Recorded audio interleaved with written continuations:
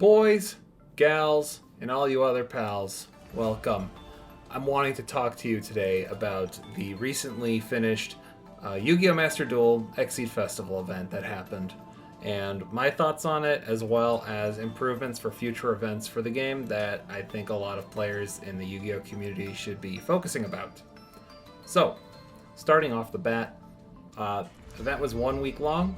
It's not bad. I think maybe 2 weeks long, just because if they're going to use the ladder as long as it was, they intentionally originally had it where one win would be 100 medals, but then quickly changed that to be 500. And that's better for finishing up the ladder. But they could be doing more for like playtime, because you want to do ladder and you want to do the event. And you're not, maybe you won't be playing every day. I know they want you to play every day, hence the dailies. But that's something else to talk about, is with the dailies. Anyways, with the event, we had the ladders giving only, not so many rewards, to be perfectly honest. As you can see over here, the rewards we got total was just 2,500 gems. 20 legacy pack tickets, and then this is wrong actually on here. This should be 20. If there was 30, it'd still be pretty bad, because you're not guaranteed to get everything, and even then, the cards they gave as rewards could have been a bit better. They could have done something like introduce new cards into the pool and then later add them into the master pack, so you would get a chance and shot at getting some new cards first through the event. So that's one approach they could do it. My approach is actually using those medals for more than just the ladder. So first off, having the medals only be earned through winning and losing is not so much fun. Using it in a performance-based point system, such as monster summons, spells, traps played, searches, effects, etc., damage dealt, damage healed, all that type of stuff, and maybe a bonus stat, such as like it's an Xyz event, so if you're Xyz summoning, you gain an extra bonus, which would mean that people would just run Zodiac, since you can just easily Xyz summon. But these are just some ideas on how they could change it up. So you'd get points based off how you play, not based off you win. If you win, you get more points, of course. But you should be able to get enough points that playing the game, conceding or doing a self-TK burn deck shouldn't mitigate you from trying to play the event. So what do you do with all these points and medals that you're getting, aside from climbing up the ladder? What a lot of games like to do in this genre, that is gacha. You might want to not believe it or not, but Yu-Gi-Oh! Master Duel is a gacha game. You are pulling for random multitude assortment of cards through money or through earning in-game currency. So, with events, you usually have this thing called an in-game store. I'm going to hide myself for a quick second. So, this is just a mock-up proof of display for how a store would work for events. You would have select cards that would be available that are related to the event. So it being an Xyz event, you would have some generic cards like Xyz Block, Xyz Import, that are tuned to the theme of the event. You would also have cards that coincide with something that's related to it as well. An archetype or two archetypes that have a focus on that type of event. Now, they released the Cipher structure deck alongside with the event, which was a great call because it's an Xyz focused deck. It would let players that haven't focused on it to at least get an Xyz focused deck going, even though it is not the best deck. But the cards that you could have could be cards to fill up the structure deck. So it could incentivize people to go about purchasing the structure deck and then earning cards to further upgrade that structure deck based off the Xyz event. So cards like Galaxy Eyes Photon Dragon, which isn't in the Cipher deck, but works very well with it. Galaxy Soldier, not only working with that type of deck, but also is a generically good level 5 monster. Photon Thrasher and Galaxy Expedition as well, as the other cards that I put here. These are not, these are just ideas that I had on how you can go about balancing a shop. So you see these metal currencies they would be based off of how much metals you're earning per point system. You want this to last, 2 weeks worth of play time, or a week and a half, so that you give players some time to go about playing ladder as normal for those dailies and such. But when it comes to I'm going to cut here and just think for a second. Yes. So when it comes to the pricing for this, you would have it based off the rarities of the cards. Now, I don't have it listed here, but basically you would be able to purchase 3 of each, and each of these are the individual prices for each card. So, Galaxy-Eyed, Full Armor Photon Dragon. Full Armor Photon Dragon is an ultra rare, and you would either have 1 or 2 ultra rares. I just put in 1 in your event shop. And they would be the most sought after cards because they're ultra rare, so they are not as likely to get in packs. So they should be the most expensive card to get in the store. So we'll just say 3,000 for 1 individual copy. It's not bad because you really only just need the 1, but if you do want to fill up your collection, or if you're just earning more points than you know what to do with, near the end of the event you can get your full play set. And I would also just note the cards that you are earning through the event shop should be non-disenchantable. That's just a fair way for Konami to, incentivize players to get these cards, but then not just use them for crafting points. And we'll go back on that later because the event shop is not just ending with these cards. The 1,000 metal points cards here are super rares. Rares are 500, and then the commons are dirt cheap because they're commons. And over here you see I put a little metal counter. So you have a counter that you get with currency, and you can use them to then spend it, and it'll go down. Separate from gems, and it'll be next to it when you enter the event store shop. This is the second part, and I'm also going to go away for a second to show you. So this is the second part of the shop. And this is where I feel the event was lacking. Cosmetics and extra stuff to earn. So it was cool that you can earn pack tickets and gems, but it also would have been cool to earn some crafting points so you can get specific cards you want. With the second page of the event store, you would be able to get up to 10 times purchases of 10 times crafting materials. So that means for like crafting points ultra rare, you can get up to 10 of them for up to 10,000 metals. So you would get 100 crafting points where you are total from the event by spending your metals. Now, you might be wondering, well, what if I don't have enough time to play and all that? Well, that's the beauty of having a shop rather than just a ladder to earn stuff. You have player choice, and I think that when it comes to gaming, player choice is the absolute #1 thing that game companies need to focus on. Gaming is a medium that works much different than video or music. Video or music, you have no control. You sit and you enjoy it as you do. However, when it comes to gaming, you have so much player input in what happens with gaming.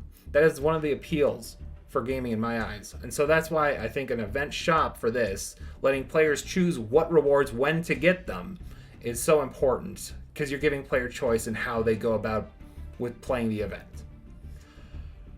So you might see this top row. Now that this bottom row is pretty self-explanatory, you get 10 times of each purchase max. So you can get up to 100 normals for 1,000. For 2,500, you get rares. For 5,000, supers, and for 10,000, ultras. These upper parts are the cosmetics. Exceed event really should have had some cosmetics. I don't know why they didn't do that. It would promote, even small stuff like sleeves and a mate at least, something to commemorate and let people know, hey, I played that event. Something cool like this Galactic Galaxy. I just pulled this off of Google Images. It's a Galaxy playmat or whatnot, but it's the concept of selling you a board that you can use, and it'll have music and it'll have some effects like some of the boards that you get in playing solo mode or from the event shop or from the in-game store. And I just think that's really neat that you'd be able to purchase that, expand your cosmetic selections and all that, using metals again, not gems.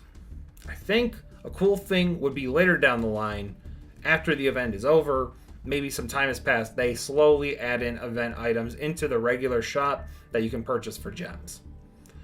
Just to let players not be in that fear of missing out. I don't like FOMO, and I don't think it's a very good thing in gaming. I understand why it's there. It's to sell limited time product and for players to go about, play the game now or miss out on this forever. It's not fun, but it's good to have it for a limited time. Other things that you could do with the event shop, with the cards, maybe you already have all these cards. What's the point of purchasing them? If you purchase them while you have these type of cards in your collection, let's say you can just upgrade their rarities. So if you have a parallel rare, which is the one below the rainbow one, I think is what it's called, the slim, sleek, shiny one that's like worth 5 more crafting points than the regular ones, then you would upgrade your regular ones into that platinum. And if you have those platinum ones and you get upgraded to that prismatic, as I call it, I'm not sure again, it's the rainbow one. So you can purchase to upgrade your cards. That's not a bad idea either. So even if another idea would be if you purchase all of them and you want to purchase them again to upgrade them, sure, because they're not disenchantable. So you would purchase them again for the same amount. You're having choice on how to go about proceeding with your shop, and you have more options. More options is fun. But yeah, so basically with this second part of the shop, it was just you get a mate. It could be Cloud Dragon even. It's cute. I think the mates can be better off cute. I personally think Dark Magician looks very weird compared to every other mates. You got Ash, even Borrelode Dragon freaking... He's chibi, but Dark Magician is a long boy. So yeah, you got sleeves, and then you have an icon. They are like little to no icons. I would have expected the game when it came out to have like, 500 freaking icon options with a bunch of iconic monsters. They give you like 4 in the shop and then a few to earn throughout the game, and I just don't get that. So yeah, that is my idea for how a shop would work in the event. Let me know if you think of any other ideas that would be done better, or if you're liking this, also let me know that. Talk about it, discuss it in comment section, or all that goodness. I have some other stuff open here that I probably want to talk about that's related to the Xyz event. The loner decks. The idea of the loner decks is very good for the Xyz event. However, I think it was implemented very poorly. It's cool that you had 3 options to choose from, and I think that's a healthy number. The problem is all the quality of the decks were really dog bad. You had the Phantom Knights deck, and it was missing so many core cards.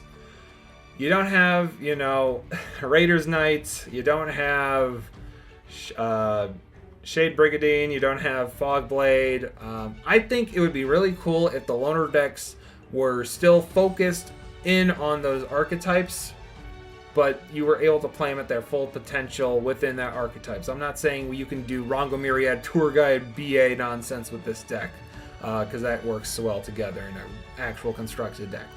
I play that deck in mobile. But for the event, I think they could just have singular archetype focused, go all in. Let players experience your archetypes, and then they might be interested into picking them up themselves by being able to play full power. They'll go, hey, maybe I want to craft this deck, buy some packs. I don't know why they give you such watered down versions. I think it's a good way to promote, new deck exploration for players. If they're like figuring out, hey, what do I do? I feel like I've built the decks that I want, but I don't know. So this event would have been a good way to let players try out decks at full power. Same with this Galaxy Eye Cipher deck. They give you the structure deck to play with, so it's like you can play with this first and see how you feel. But again, it's got no finisher cards, or it's missing some stuff, and it's just not good. It's not fun for doing it like that. Heck, the Raid Raptors deck, it's arguably one of the better ones, but it's missing so many essential pieces to how Raid Raptors work. And that hurts my feelings because I love Raid Raptors as a deck, even though I know it's one Ash Blossom and the deck crumbles. Yeah. So that's my thoughts in terms of the loner decks. It's a good idea, but I think you should just finalize it. I think Konami should really just go about and make it so that those decks are full power, but still archetype focused, so there's no other stuff, if they want to just promote singular archetype like they're doing here. Ban list. Ban list was very good. Ban list was a good idea, having a separate list for this. Banning everything from the extra deck that wasn't Xyz, that made it Xyz. Banning... I was honestly surprised. I knew that they would have been doing something like that, but I didn't expect them to ban stuff like Eldritch, and all the other good generic engine cards, like no Dogmatica Ecclesia, no Dogmatica Punishment. So it was very good to see that. And I think I want to see more of that in the future. So good idea. That's one of my favorite things about the event, was just the use of the ban list here. And one small note to end it. This was from the official Twitter account when the Xyz event was going on. They gave a giveaway for sleeves. You know, a lot of players playing Master Duel might not be playing the card games, so this giveaway would be irrelevant for them because they don't have a deck in real life to play with, or they don't play Modern Yu-Gi-Oh, or they're not going to locals or have locals. I think what they could have just done for a giveaway is just, hey, enter this giveaway, you'll get some gems, or you'll get some Xyz pack tickets. I don't know. This was just weird. Don't do this stuff. If you've got a video game, like, maybe the only type of live merchandise you'd want to get from that is like figurines, keychains, stickers, stuff that anybody can use. But sleeves, I don't know. I don't know, man. So that was my only gripe with that, was like, what are they doing? I hope that you guys got some ideas from just me talking about this. What your thoughts are on, you know, having an in-game store, using medals not only for ladder climbing but also for getting your own choice of what items to get throughout the event. Let me know in the comments if you want to see more stuff like this. Let me know if you had any ideas or thoughts regarding what I had to say. Thank you. Bye-bye.